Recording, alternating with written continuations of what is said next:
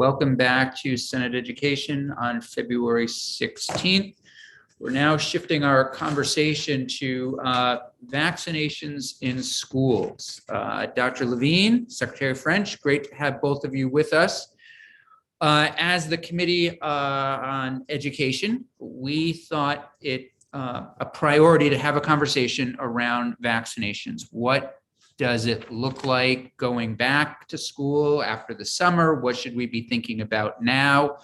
I'm thinking two things, certainly around, and we also have the Chair of Health and Welfare, and usually a majority of that committee here as well, which is great and a huge help to this conversation.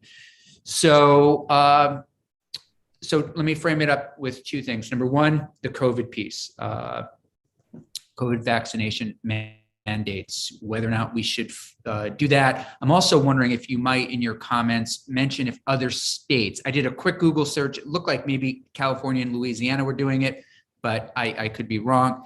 The other piece is actually a bill in Senator Lyons' committee that I have, and we don't need to really jump into this, but just note, because it's really in Senator Lyons' jurisdiction, not this committee's, but at some point, even later, I'd love to just talk about the religious exemption. But today, let's talk just about COVID.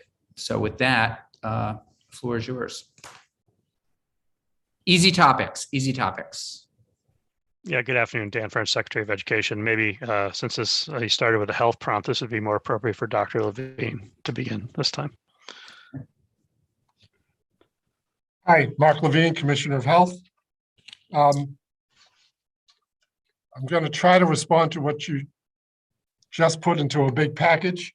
Yeah. This isn't my day, by the way, Dr. Levine. I'm really not knocking it out of the park. So you'll have to just bear with me. I'm sorry. This could be my last day here. The first day I come back to the State House could be my last. But I think you know what I'm getting at. I do. So okay, thanks. Let me start with a little history, because obviously we do have some vaccines that are required for the K through 12 levels. Okay. And normally we're quite cautious about that. In our normal course of business, we usually await expert guideline setting panels and don't just go out there on our own, so to speak. So whether we're talking FDA, Advisory Committee on Immunization Practice, ACIP, or CDC, but our history with the current required vaccines is we're pretty consistently around the 95% range. So very successful with students in all those grades. And there's a report coming out in 4 to 6 weeks that will be the most recent year's experience, which should, again, be at the same high level. Normally, just to give you an idea of process, we would have a tremendous amount of stakeholder engagement. We at the Department of Health would look at all of the science. We would come to our own conclusion. We would get the input from our pediatric colleagues at AAP and the pediatric infectious disease community input as well. We have an immunization advisory council you've heard about and talked about previously within Vermont, and we would want them to deliberate as well because their charge is to make formal recommendations to me as the Commissioner of Health. We would then have to engage in a rule change process, and obviously that would involve some public inquiry input as well. That becomes part of that process. And we would certainly have to justify, if you will, if I could use that term, why Vermont should jump out ahead of any of these other national expert guideline setting bodies or panels or ACIP. Did you want me to address some specific items about COVID that explain why this didn't happen yesterday? Sure. Okay. So obviously, we know that there's a paucity of severe outcomes in our children. That's been very consistent. And even though the news headlines, when people over dramatize things during Omicron, has been more pediatric hospitalizations than ever, that is probably true because there were more cases of Omicron than ever everywhere around the country. But that doesn't mean kids were having worse outcomes. It just means a very low rate of severe outcome was magnified by the large number of people afflicted by getting the virus. As you know, the vaccine has been available to our adolescents for some time this year, but the 5 to 11 has been the most recent, and they are very recent. And the 0 to 4, of course, is still pending and not on the agenda for the FDA's advisory panel yet because the data is really not ready. Our own experience in Vermont is quite good right now. We are up to a 65% rate in our 5 to 11 age group. We're well in the 70s in the adolescents. And in that 65%, 54% of what we would term fully vaccinated, meaning both doses, and 6% have received one dose. The uptake has been steadily increasing, and we don't actually know the final landing point yet because it continues to be a moving target. So all of that is advisory to us right now, if you will, and we are watching the data closely. We are aware that we have abundant testing capabilities in schools. Nurses can do symptomatic testing of children who become symptomatic at school. And so we have a lot of windows into understanding the impact of both vaccination and the disease on our pediatric population. And so that's sort of lay of the land as it is right now. I'm trying to remember all the things you mentioned in your preamble. If I've covered them all, I didn't cover the other states, but I'll let Secretary French. Maybe this is. So are you recommending as the state's chief medical officer that as we move back, are you thinking about getting to the point where next fall, as we're starting to talk to constituents and others, that the state of Vermont would mandate COVID vaccines for students?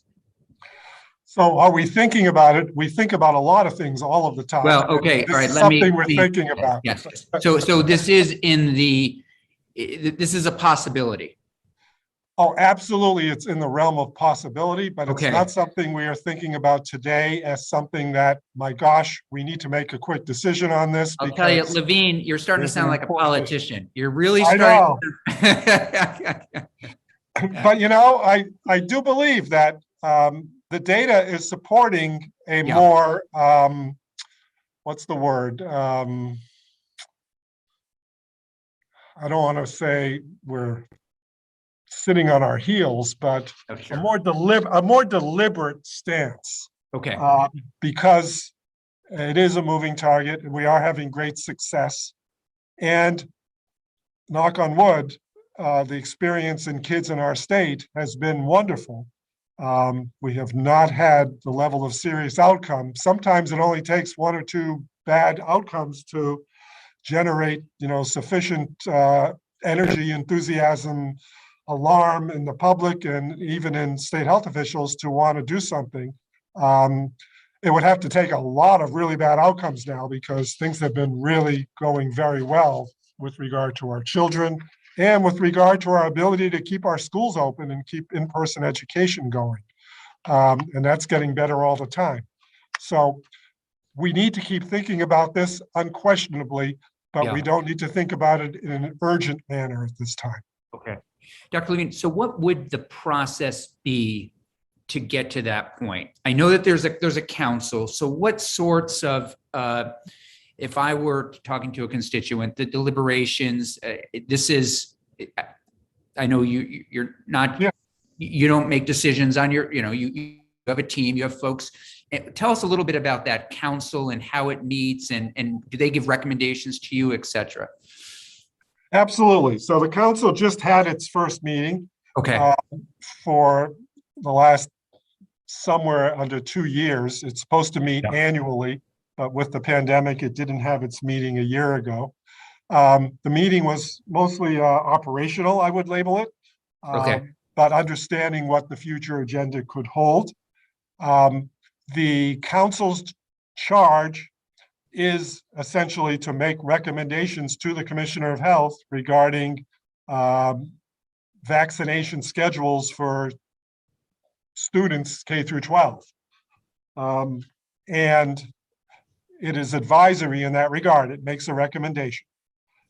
It obviously would get some of the same input I get from my own department, because we would have members of our immunization program on the council and available to the council, so that all of the important data regarding other vaccines and their performance in a required versus non-required stance would come to light, and their understanding of the up-to-date data on this vaccine would come to light as well, so that they could use that in their deliberations. We would also seek as much input as we could from those federal and national bodies, whether they be in the government, meaning FDA, CDC, ACIP, or whether they be in the more professional organization structures like Infectious Disease Society of America, AAP for the pediatricians, academic home, etc. So a lot of pieces going into the hopper to enable us to come to a reasoned conclusion regarding what we wanted to do. I hope that answers that. yeah, no, that's helpful. So when, I think the other question I would have is how often does the group meet? And I'm not, and the only reason I'm asking is I'm Yeah. trying to get a sense of, would, it doesn't sound as though you would anticipate it being February, that a mandate for vaccinations for COVID vaccinations would happen before the end of the school year. It would be, perhaps it's more of a look to the fall. That's what I would think.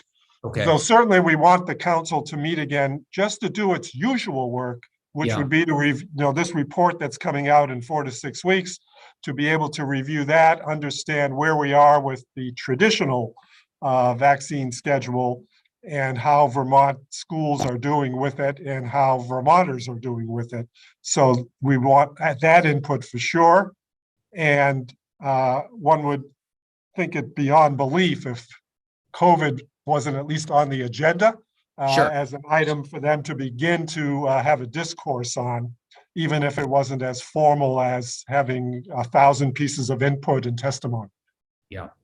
And before I pass it to Senator Lyons, I apologize if you've already said this, what percentage of our students, K through 12 are vaccinated that are at, please? On COVID? For COVID. So for K through 12, I mean, it gave you the 65% for 5 to 11 age. You're now asking 5 to 17, which I do have somewhere. Give me a second. Doesn't have to happen right now. You gave us 70% for the adolescents, so. Well, in the 70s, yeah. Yeah. But, roughly 65% of the kids that are in schools right now, something like that, are vaccinated. yeah, let me get you a precise number. That's fair. Absolutely. Senator Lyons. Yeah, no, so as the discussion is going on, and you're very definitely going to be listening to CDC as well, I would think. And kids are different from what we've seen happen in adults.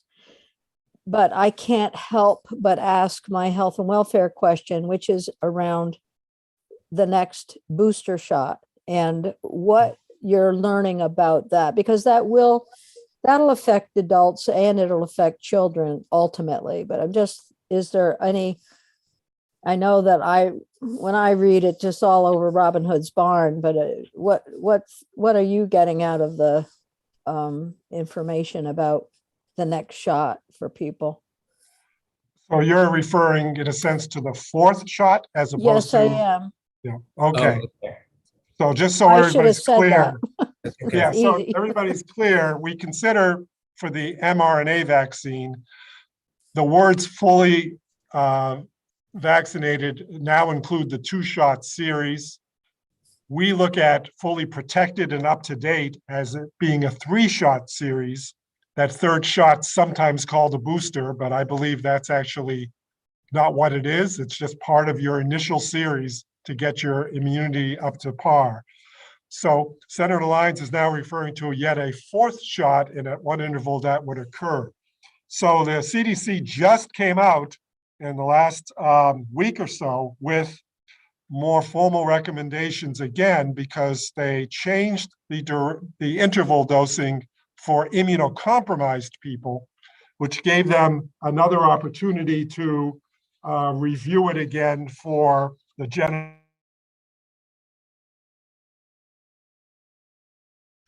Sir, you're muted. You're muted, I Doctor. don't know how these things happen. Right Okay. now, the general public third dose is listed as 5 months, whereas previously it was at 6 months.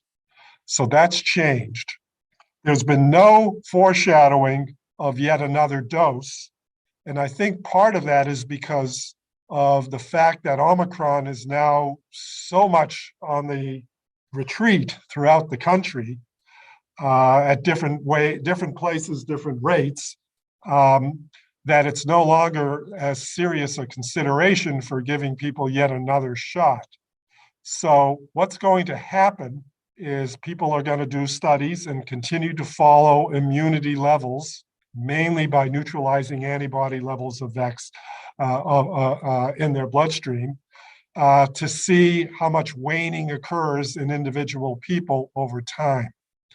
Second thing that will occur is there will be more whole genome sequencing than ever before, so that if another variant comes along, we'll hopefully have the lead time to do the laboratory experiments to know if current vaccines will still be effective or if there'll be what's called immune evasion on the part of the next variant form to the vaccines that exist. But there's been no talk about a 4th dose yet, and everyone from Dr. Fauci to the CDC director, everyone down has been very cautious about saying, we don't believe the data shows this is needed at this time, and we're just going to have to wait and be patient. But to make sure everybody on the call understands, if you are at all immunocompromised, all of those individuals should have a 4th shot.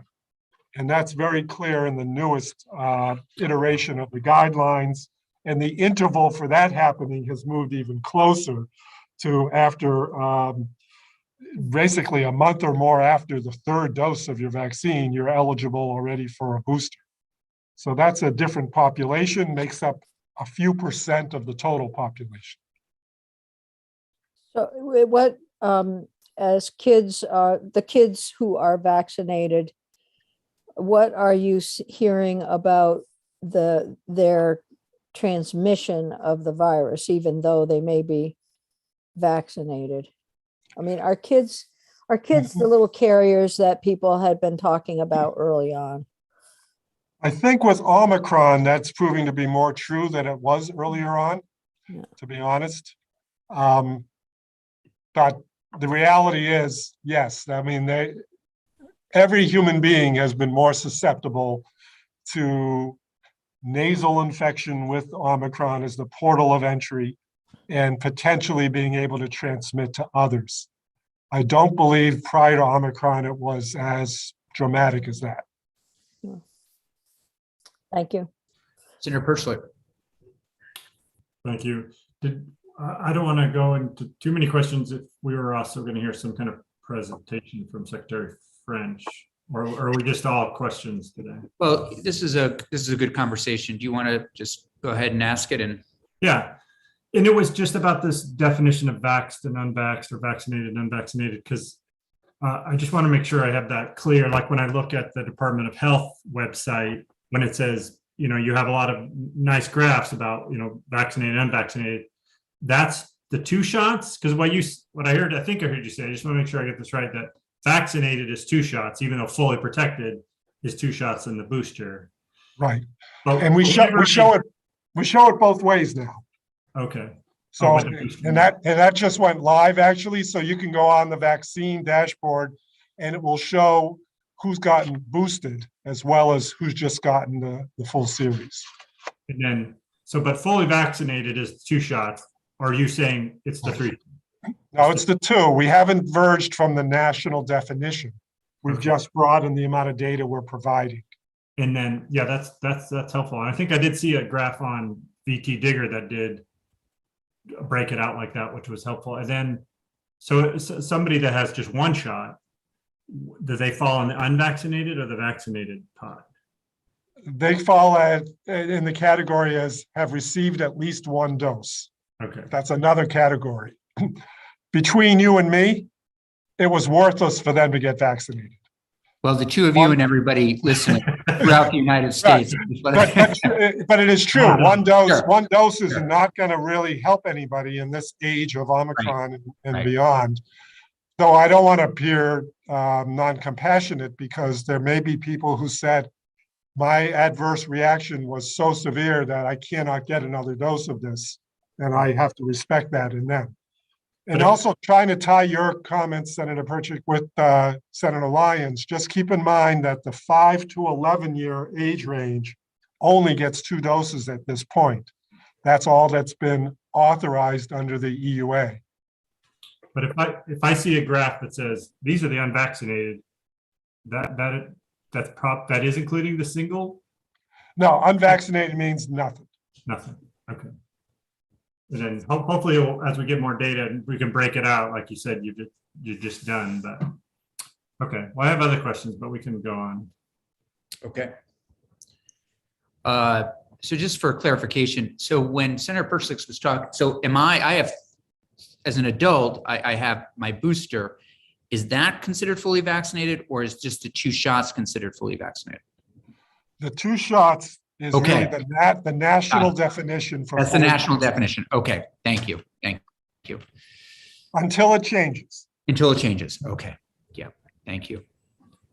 Anything else for Dr. Levine at this point? He's going to be with us for a little bit because we have questions. Please, Senator Persley.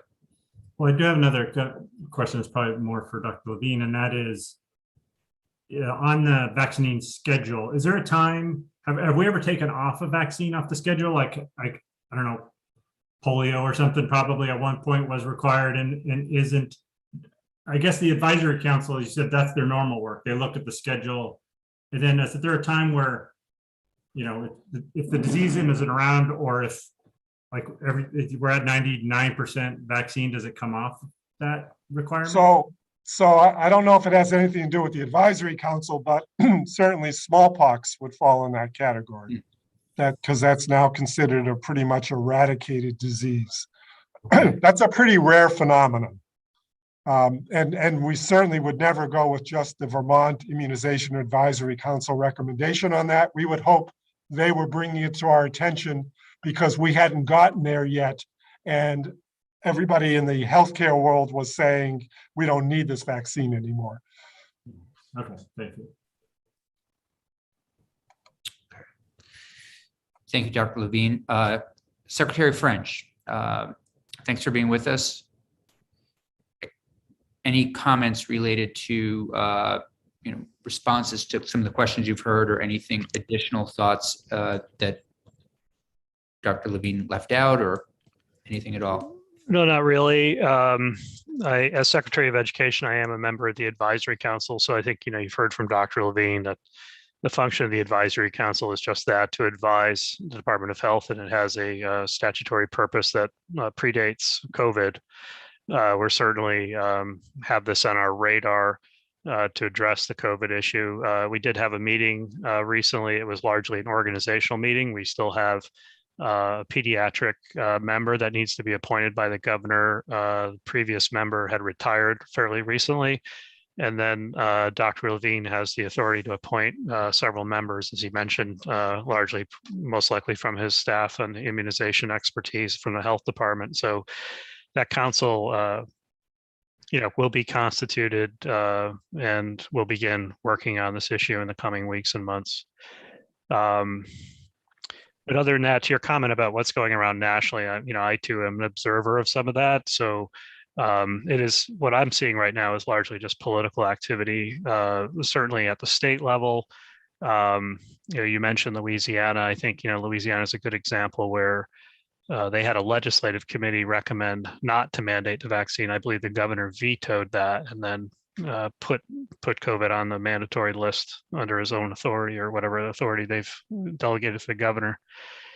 Then we see a lot of districts also. That's another level of activity. So it's not just state level activity. So there's activity around school districts themselves, particularly some of the larger urban school districts are taking that up. I think that's really how the ball got rolling in California when LA and Oakland and San Diego were thinking about that.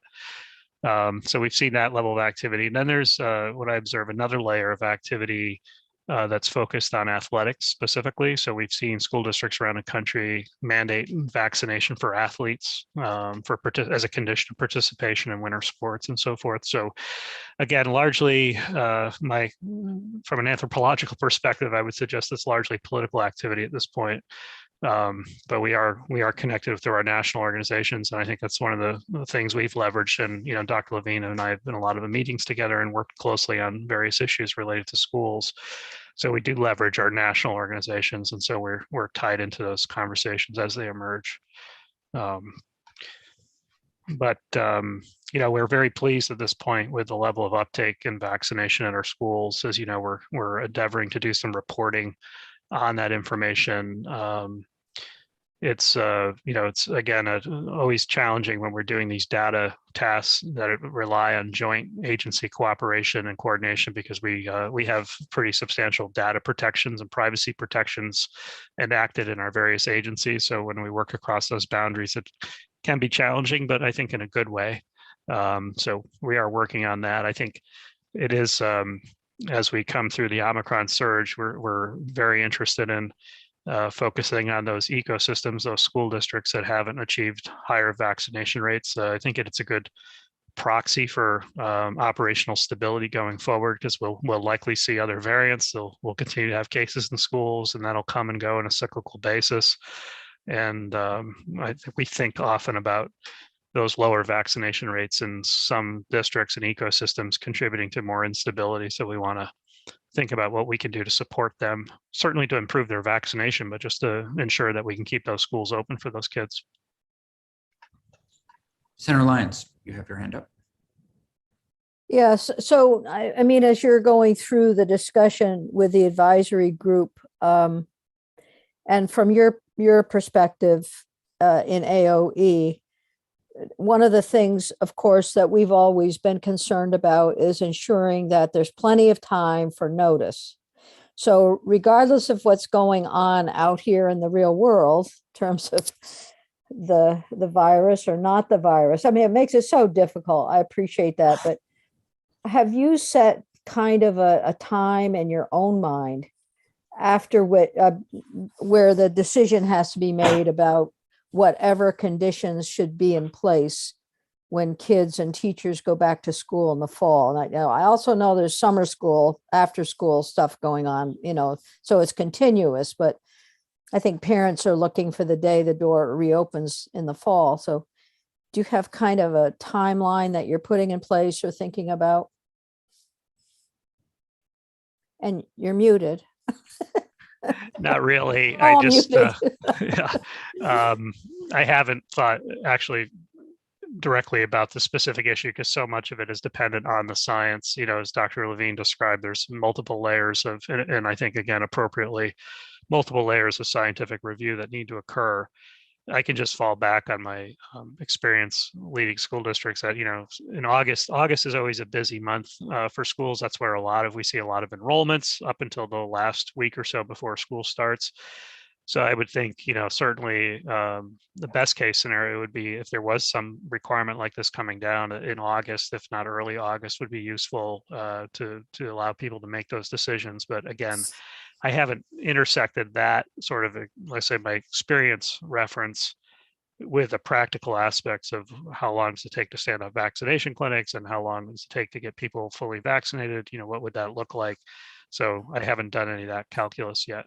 Well, and I guess I'm thinking in particular about notifying parents. How much time does it take to get the notice out to folks so we don't run into some of the issues that we've seen, with the reopening of schools. Sure. All those questions. Well, it is, back to sort of the observations and the lessons learned nationally. I think that's precisely, some of the problems we've seen, where I think California announced a certain date, then they found out that would exclude a large number of students from Los Angeles from being able to attend school. So, those things the operational aspects have to be factored into that decision making. But what would, if we think about sort of the ideal of letting parents know in the summer in advance of the fall, that would be sort of a best case scenario. But what's proposed, propelling people forward in the case of California, for example, I'm sure is a sense of urgency over the public health requirement. So conceivably, these kinds of decisions can be made mid-year.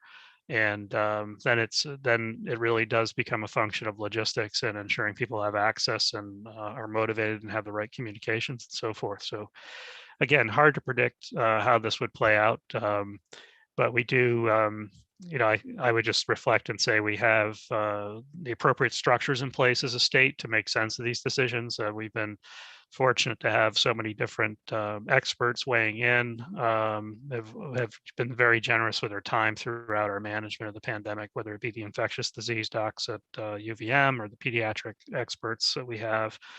Everyone's really, chipped in to contribute to the safety of our schools. So I think we're poised to make sense of this and to be proactive as we have throughout the pandemic.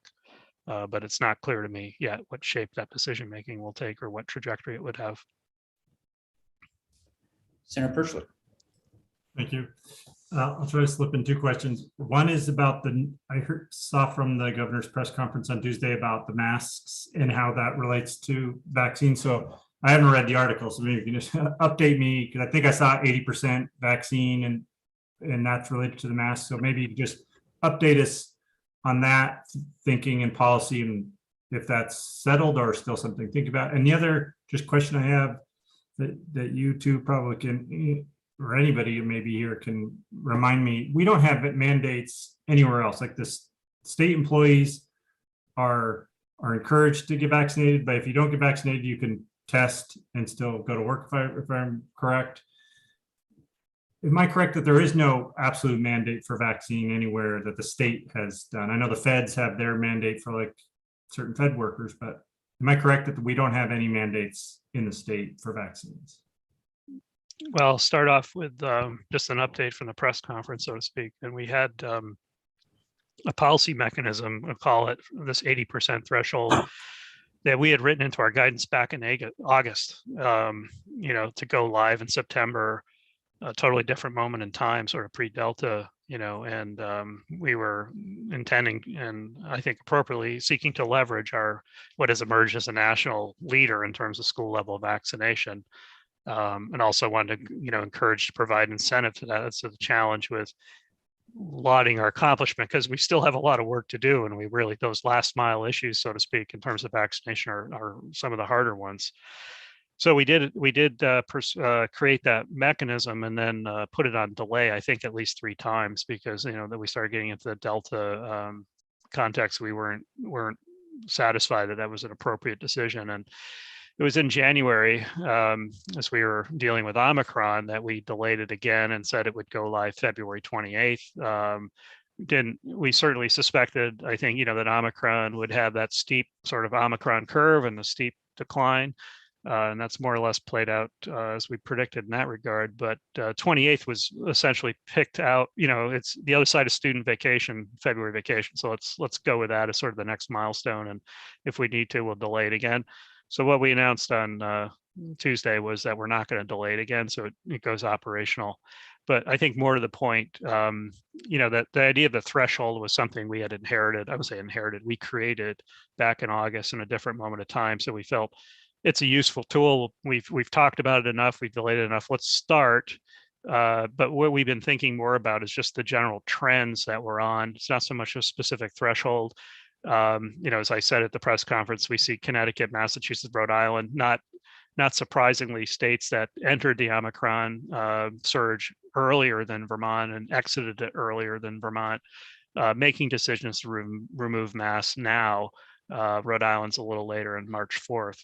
But so we're signaling that we're on this sort of glide slope, if you will, towards, we'll call it more endemic management. And I think my takeaway on that is that schools will no longer need separate mitigation requirements than the broader societal mitigation requirements. So there's no special reason that schools need protection. And we had to have those special reasons before because we had a large number of the population, namely students, that weren't eligible for vaccination. So we erected a multi-layer response to keep them safe, and also education as a policy priority. But as we're contemplating sort of the post-Omicron environment, I think Dr. Levine would agree that it's accelerated our thinking, about endemic and where we're heading. And certainly there will be variants, they will come and go. We'll continue to have cases in schools and so forth.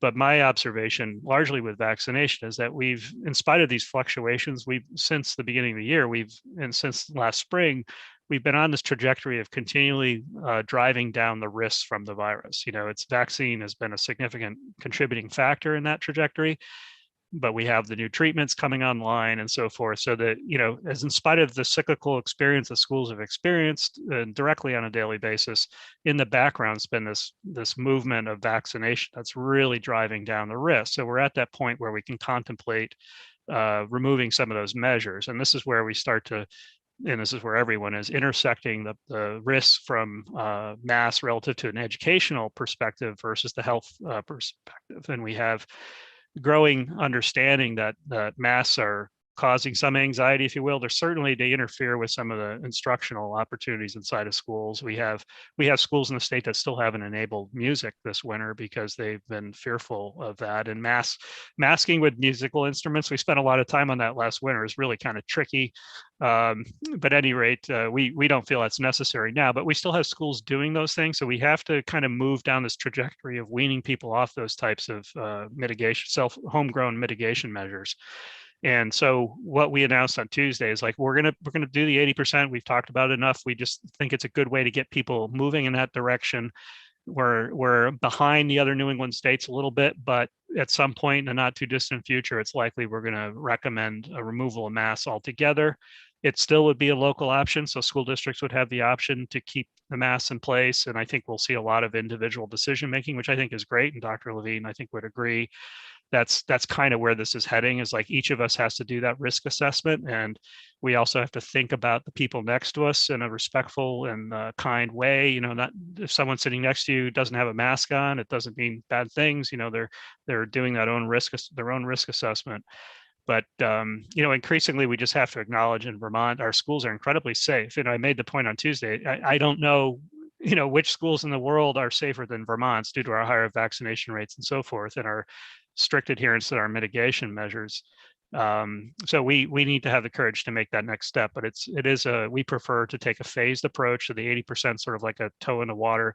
But that decision's coming soon, and we want to give folks enough notice to start thinking about those things and starting to work towards a personal and organizational level of acceptance that it's okay and you can do it. So did I hear that AOE has a list of where everybody is? We know there are some schools that are over 80%. Yeah, that's what we're working on now, is alluding to. We're working on some joint agreements between our agencies to take the immunization registry information and intersect that with the enrollment data. So when students, children were getting vaccinated, they were not required to disclose the school that they attended. So we had no way to sort of do that match.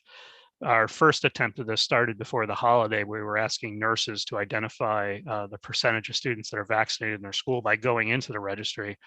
And that we only got about a 50% response rate to that, because the nurses were just buried with contact tracing and everything else. And so we had to think about another way to do it. Actually, at the beginning of the school year, we thought of doing it this way too, but we didn't have accurate enrollment information. The enrollment information doesn't, the reporting deadline isn't October 1st, and then we go through a big cleanup process. So it's only recently that we have stable enrollment information from October 1, which is, outdated, but at least it's stable.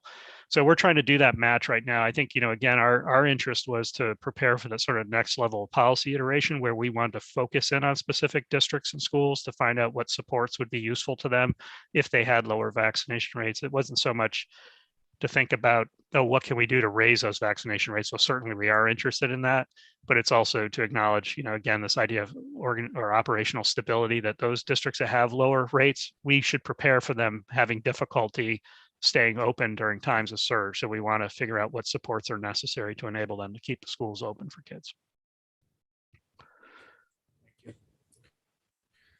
Other questions for Dr. Levine or Secretary French? Secretary, I could answer the second question that Senator yeah. Perkins had.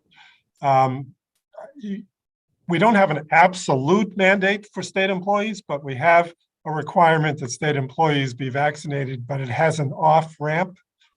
So if they so choose to remain unvaccinated, they don't lose their job. They must attest to their status and to the fact that they will have testing performed on a regular basis, which is usually occurring at their site of work for most people. So they don't have to travel a lot to get that done. Do you know what percentage of state workers have been vaccinated? Yes, today I heard the number was 94%. Thanks. That's terrific. Senator Campion, Yeah, could I share my screen for a second to answer the question I Absolutely. couldn't answer previously?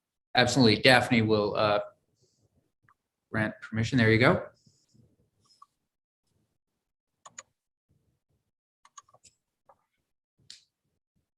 Hopefully people can see something. Yeah, Okay, so these are publicly available slides that are on the DFR website. And this is the most recent week. We don't show all of these at every press conference because the press conference would be even longer than they currently are. But this shows the remarkable performance of our youth and really reflective of their parents, of course, as well, with regard to vaccine in the age groups you requested. So this is 5 to 17, so K through 12 essentially. And you can see the robust rate that we are way ahead of the majority of the nation at 76.3% starting vaccination. Then if we move to fully vaccinated, meaning they've gotten 2 doses, almost, well, it is 2/3 essentially. Again, way ahead. And then for those eligible for a booster, which means age 12 to 17, 34.5%. Hmm. And then finally, just looking at where we are with our vaccination progress, if you look at the juniors and seniors in high school, if I could characterize this bar graph a bit more broadly than perhaps I should, we're up at around 80%. Everybody in the middle and early high school years, 75%. And then, of course, our newest population, lower than those two. But this is really, substantial progress. Dr. Levine, would you go just back to the slide that mentioned the 34%? I missed, is that 34% have gotten the second shot? No, No, I'm sorry. third shot. Oh, the third shot. Yes. Okay. Right. Okay. Well, these numbers are, this is really, really good news. Is Yeah, there if I something that you don't, I think of like a lot of 18-year-olds as being seniors, while you cut it off at 17? Is that the age? That has to do with the EUA that came out and what age range. Okay. Everything before was 18 and older. Yep. Okay. I was going to add some commentary from, Please. if that's okay, Senator bet. Perchik's question, about state. And I would just say, I think that, we have, as Dr. Levine described, that state requirement, and that's, I think, useful to think about in terms of not so much as a state requirement, but an employer-employee sort of association. We have that playing out in school districts as well. There have been several school districts who have explored that by leveraging their employer-employee relationship to require vaccination. But I just make the observation on our student vaccination data. We and draw the distinction between staff vaccination versus student vaccination, because we have a high degree of staff vaccination in the state, well over 90%, we suspect. And we think that's very consistent, regardless of if you're in Canaan or, in Williston, the rate is very high. The student vaccination rate, on the other hand, varies considerably. We know that already just in the patterns of on a county basis and so forth, and we suspect that will play out at the school level. But it's interesting to note, if you think about Vermont's population and where the density of our population exists, it exists in Chittenden County, which tends to be a more progressive, I'll say, political area. I'm providing political commentary today. This is great. You think about Chittenden County being more progressive and perhaps more interested in mitigation measures, and that's precisely where a lot of our population is concentrated. So it shouldn't surprise folks that we have a state level rate that's considerably higher. And if you compare perhaps to a southern New England state, a lot of their densely populated urban centers are really tough nuts to crack relative to vaccination, right? So they have distrust, people of color distrust of government and so forth. So we have some advantages in our regard, but we have this other Vermont as well as you get out in the rural landscape. And that's where, I call it the last mile, to borrow the metaphor from broadband. We have to get down to those small, very small economies of scale to push the needle on vaccination. That's a good one too, push the needle on vaccination.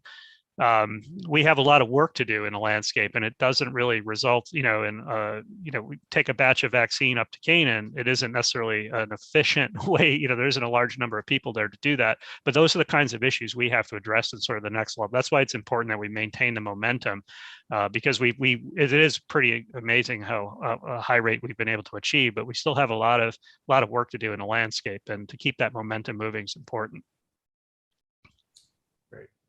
And I completely support it and agree with everything Secretary French just said.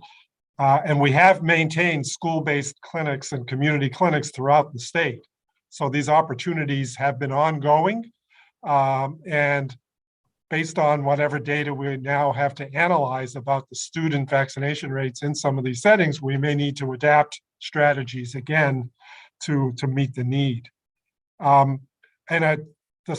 Just in sort of tying in the slides we just viewed, we are doing remarkably in Vermont.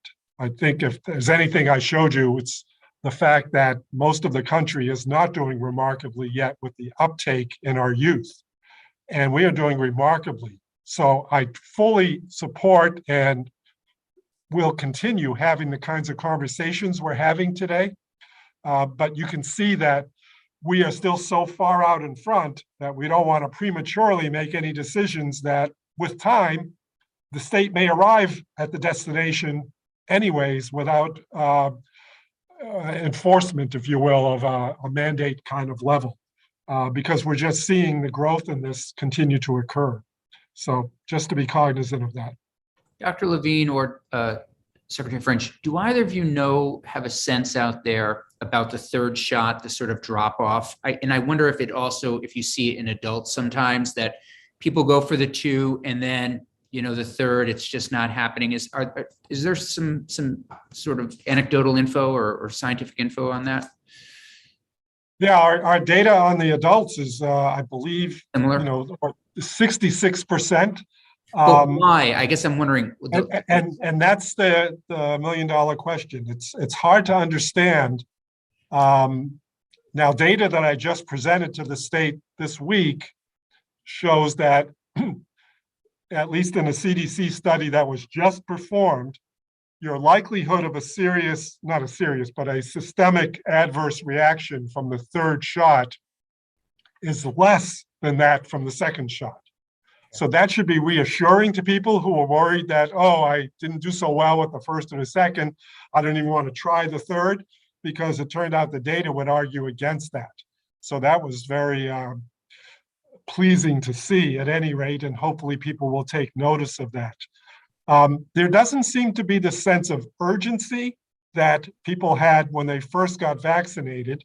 And it's part of pandemic fatigue. It's part of learning to live with the virus and understanding what we've all been through.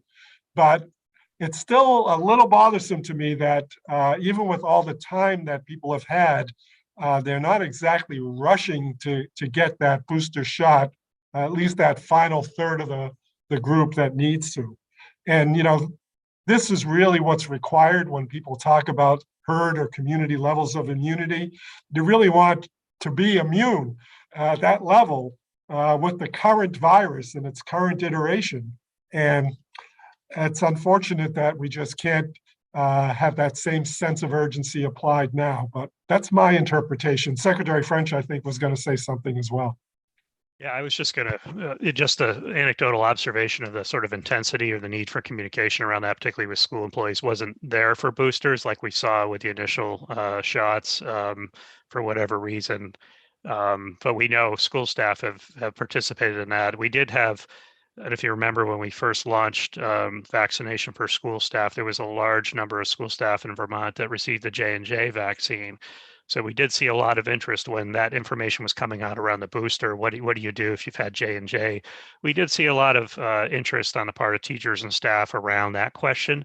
But my general impression is a lot less interest in the booster. I don't see the level of activity that we saw with the initial vaccine series. Thank you. Any final, yes, Senator Perchlik.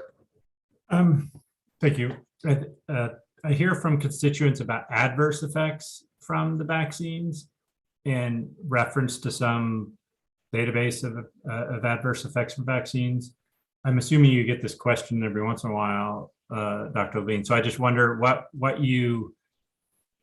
the response to that? What do you recommend we say to our constituents that are worried about that?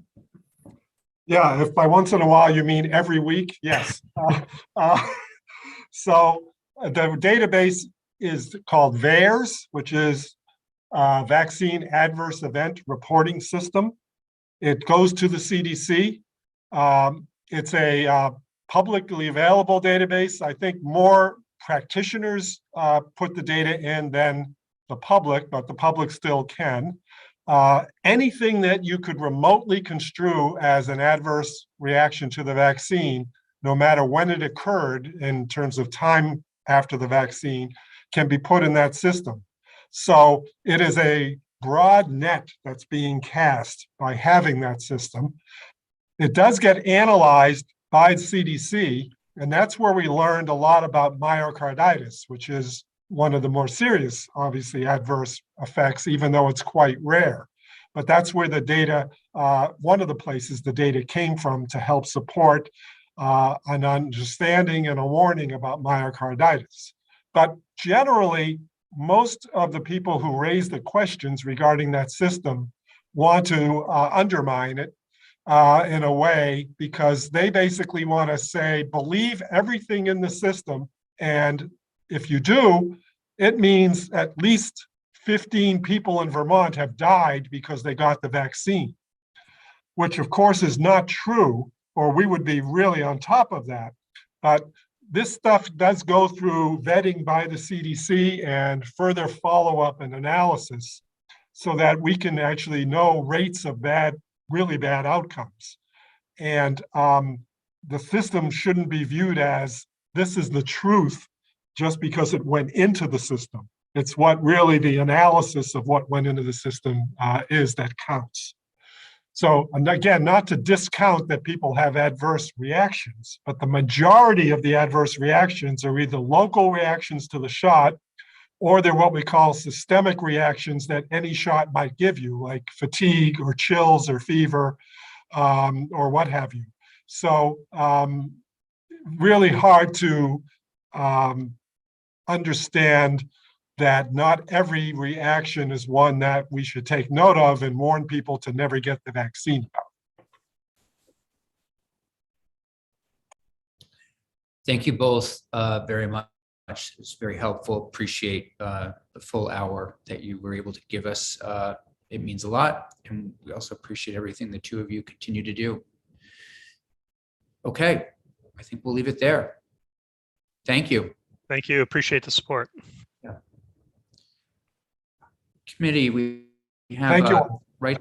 Yeah, thank you, Doctor. Rights and Democracy today is their advocacy day. We'll take a little break, just a quick stretch, come back at 4 o'clock, and we will pick up with them.